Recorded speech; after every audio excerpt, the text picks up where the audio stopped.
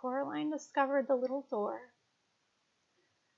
a while after they moved into the house. It was a very old house.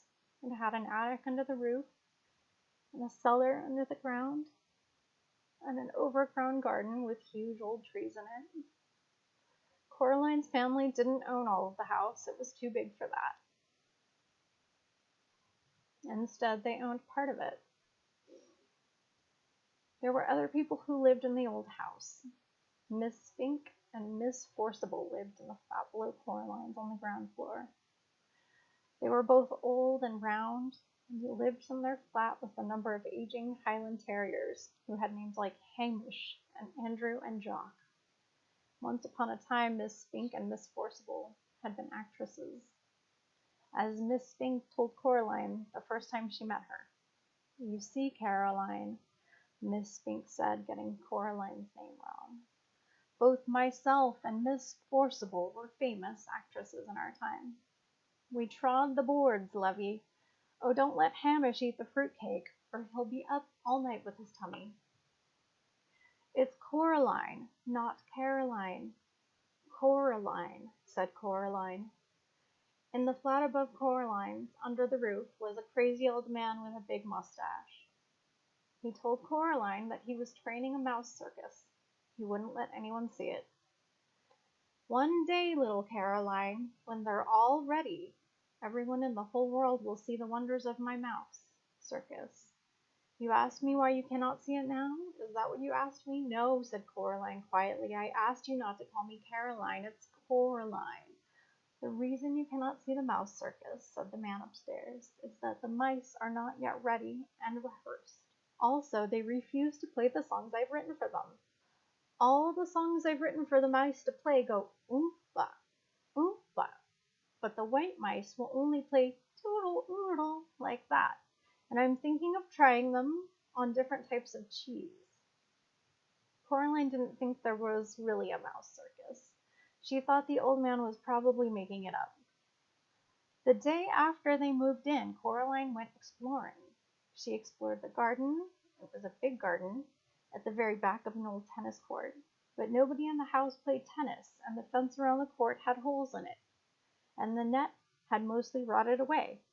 There was an old rose garden filled with stunted, fly-blown rose bushes.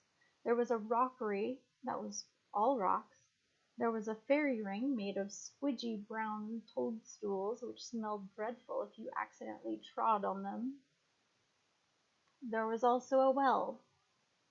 On the first day Coraline's family moved in, Miss Spink and Miss Forcible made a point of telling Coraline how dangerous the well was, and they warned her to be sure she kept away from it. So Coraline set off to explore for it, so that she knew where it was to keep away from it properly. She found it on the third day in an overgrown meadow beside the tennis court, behind a clump of trees, a low brick circle almost hidden in the high grass. The well had been covered up by wooden boards to stop anyone from falling in. There was a small knothole in one of the boards, and Coraline spent an afternoon dropping pebbles and acorns through the hole and waiting and counting until she heard the plop as they hit the water far below. Coraline also explored for animals. She found a hedgehog, a snake skin, but no snake, and a rock that looked like a frog, and a toad that looked just like a rock. There was also a haughty black cat, who sat on walls and tree stumps and watched her, but slipped away if she ever went over to try to play with it. That was how she spent her first 2 weeks in the house, exploring the garden and the grounds. Her mother made her come back inside for dinner and for lunch, and Coraline had to make sure she dressed up warm before she went out, for it was a very cold summer that year. But go out she did, exploring every day until the day it rained, when Coraline had to stay inside. What should I do? Read a book, said her mother. Play a video. Play with your toys. Go and pester Miss Spink or Miss Forcible or the crazy old man upstairs. No, said Coraline, I don't want to do those things. I want to explore. I don't really mind what you do, said Coraline's mother, as long as you don't make a mess. Coraline went over to the window and watched the rain come down. It wasn't the kind of rain you could go out in. It was the other kind, the kind that threw itself down from the sky. It and splash where it landed. It was rain that meant business, and currently its business was turning the garden into a muddy, wet soup. Coraline had watched all the videos. She was bored with her toys, and she'd read all her books. She turned on the television. She went from channel to channel to channel, but there was nothing on but men in suits talking about the stock market and talk shows. Eventually, she found something to watch. It was the last half of a natural history program about something called protective coloration. She watched animals, birds, and insects which disguised themselves as leaves or twigs or other animals to escape from things that could hurt them. She enjoyed it, but it ended too soon and was followed by a program about a cake factory. It was time to talk to her father. Coraline's father was home. Both of her parents worked doing things on computers, which meant that they were home a lot of the time. Each of them had their own study. "Hello, Coraline," he said when she came in without turning round. Said Coraline. "It's raining." "Yep," said her father. "It's bucketing down." "No," said Coraline. "It's just raining. Can I go outside?" "What does your mother say?" "She says you're not going out in weather like that, Coraline Jones." "Then no. But I want to carry on exploring." "Then explore the flat," suggested her father. "Look, here's a piece of paper and a pen. Count all the doors and windows, list everything blue, mount an expedition to discover the hot water tank, and leave me alone to work." "Can I go into the drawing room?" The drawing room was where the Joneses kept the expensive and uncomfortable furniture. Coraline's grandmother had left them when she died. Coraline wasn't allowed in there. Nobody went in there, and it was for the best. "If you don't make a mess and you don't touch anything." Coraline considered this carefully, and she took the paper and pen and went off to explore the inside of the flat. She discovered the hot water tank. It was a cupboard in the kitchen. She counted everything blue, 153. She counted the windows, 21. She counted the doors, 14. Of the doors that she found, 13 opened and closed. The other, the big carved brown wooden door in the far corner of the drawing room, was locked. She said to her mother, "Where does that door go?" "Nowhere, dear." "It has to go somewhere." Her mother shook her head. "Look," she told Coraline. She reached up and took a string of keys from the top of the kitchen door frame, sorted through, and selected the oldest, biggest, blackest, rustiest key. They went into the drawing room. She unlocked the door with the key. The door swung open. Her mother was right. The door didn't go anywhere. It opened into a brick wall. "When this place was just one house," said Coraline's mother, "that door went somewhere. When they turned the house into flats, they simply bricked it up. The other side is the empty flat on the other side of the house, the one that's still for sale." She shut the door and put the string of keys back on the kitchen door frame. "You did not lock it," said Coraline. Her mother shrugged. "Why should I lock it? It doesn't go anywhere." Coraline didn't say anything. It was nearly dark outside now. The rain was still coming down, pattering against the windows and blurring the lights of the cars in the street outside. Coraline's father stopped working and made them all dinner. Coraline was disgusted. "Daddy, you've made a recipe again." "It's leek and potato stew with tarragon garnish and melted Gruyere cheese," he admitted. Coraline sighed, and she went to the freezer to get some microwave chips and microwave mini pizza. "You know I don't like recipes," she told her father, while her dinner went around and the little red numbers on the microwave oven counted down to 0. "If you tried it, maybe you'd like it," said Coraline's father, but she shook her head. That night, Coraline lay awake in her bed. The rain had stopped, and she was almost asleep when something went. She sat up in bed. Something went creak. Coraline got out of bed and looked around the hall, but saw nothing strange. She walked down the hall. From her parents' bedroom came a low snoring. That was her father. And an occasional sleeping mutter. That was her mother. Coraline wondered if she'd dreamt it, whatever it was. Something moved. It was a little more than a shadow, and it scuttled down the darkened hall fast, like a little patch of night. She hoped it wasn't a spider. Spiders made Coraline intensely uncomfortable. The black shape went into the drawing room, and Coraline followed it a little nervously. The room was dark. The only light came from the hall, and Coraline, who was standing in the doorway, cast a huge and distorted shadow onto the drawing room carpet. She looked like a thin, giant woman.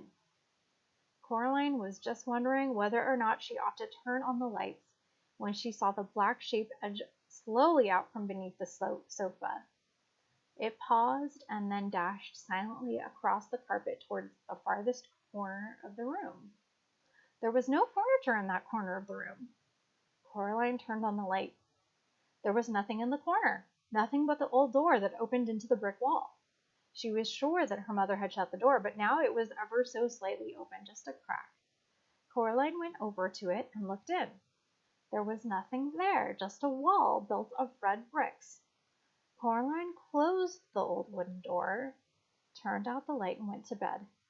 She dreamed of black shapes that slid from place to place, avoiding the light, until they were all gathered together under the moon. Little black shapes with little red eyes and sharp yellow teeth. They started to sing. We are small, but we are many. We are many, we are small. We were here before you rose. We will be here when you fall. Their voices were high and whispering and slightly whiny. They made Coraline feel uncomfortable. When Coraline dreamed, a few commercials, and after that she dreamed of nothing at all. Well, that's the end of chapter 1. We have some Roman numerals for our chapters here. Thank you for hanging in there and listening to Coraline chapter 1. We're going to be doing this every Wednesday, 1:30, and it's really nice to have you here. So, I think if we have any discussion questions from our moderator, we can start with those. I think some of the cool themes that I thought we could talk about was the name. The Coraline name was interesting. How some of the yes, I did hang in there.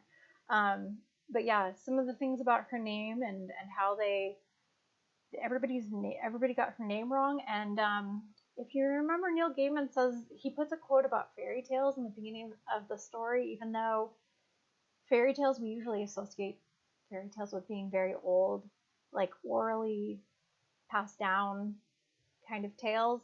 But I think he's trying to incorporate like some of those fairy tales in his book by, including things like, I felt like a Rumpelstiltskin vibe from the everybody gets her name wrong kind of thing. Like they can't say her true name. So yeah, I definitely felt like there was a bit of a fairy tale from that. I definitely feel like there's a bit of that, but anyway, so if you guys wanted to have some discussion, I could read some of the comments. You could maybe get into some discussions, but other than that, do you guys want me to just put up the Coraline image up here, and we'll leave the chat room open for a little while?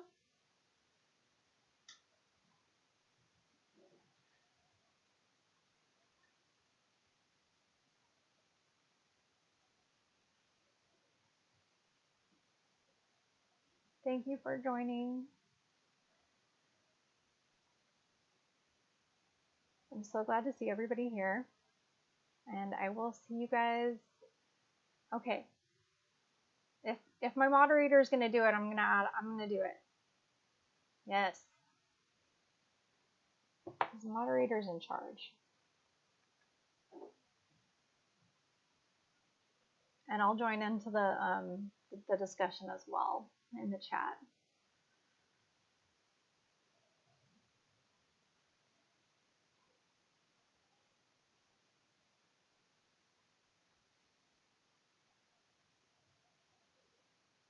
I know someone who relates to having her name mangled, and she's definitely here.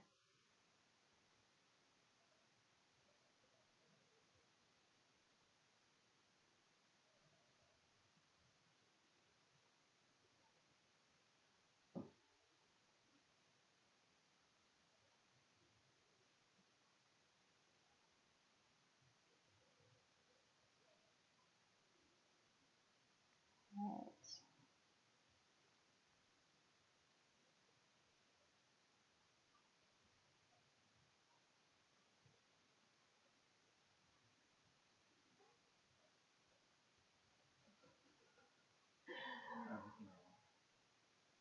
Okay. My cat wants to be in it. My cat wants to live stream. Okay. He didn't. Okay. You stay there, boo. There we go.